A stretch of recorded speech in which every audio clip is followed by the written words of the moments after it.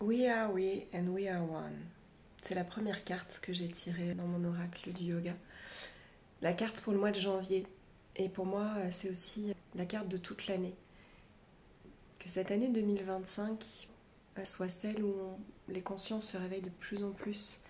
Et moi, je me rends compte, j'ai de plus en plus de perception de signes. Et je sens bien qu'on est tous reliés, que la solution, elle est dans le collectif.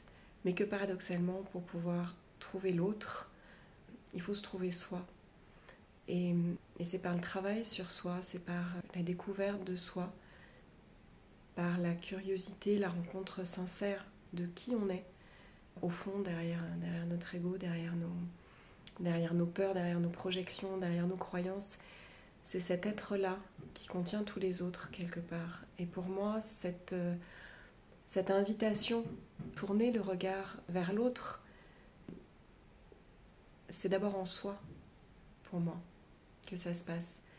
Et c'est peut-être parce que j'ai fait déjà beaucoup ce travail-là, même si je ne suis qu'au début, que peut-être que maintenant je peux me tourner vers l'autre, je sais pas, mais je sens que ce soit une rencontre d'un autre avec un grand A, que ce soit du grand autre, d'un autre amoureux, d'une autre face de soi, partie de soi, je ne sais pas, des autres d'une manière générale.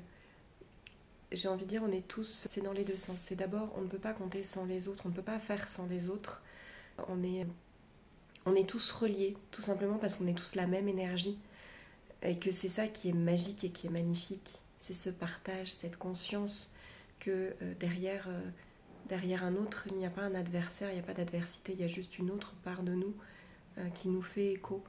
Et cette conscience-là, qui n'est pas dans la violence, encore une fois dans l'adversité, mais dans la rencontre. Une de mes enseignantes dit « Il n'y a pas d'obstacle, il n'y a que des rencontres ». C'est extraordinaire.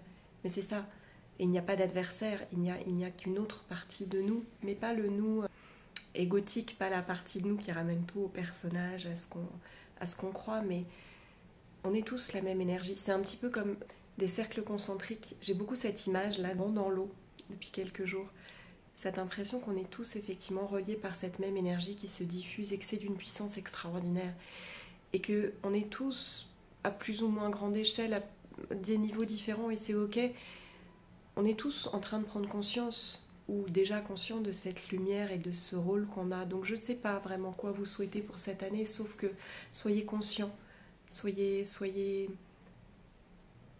conscients de vous, des autres, de cette extraordinaire énergie qui vibre entre nous tous. Et pour moi, c'est ça qui vraiment marque le début de cette année.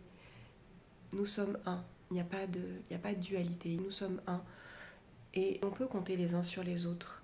Et je pense qu'ensemble, si on a l'intention, non pas de se servir d'un autre ou d'avoir...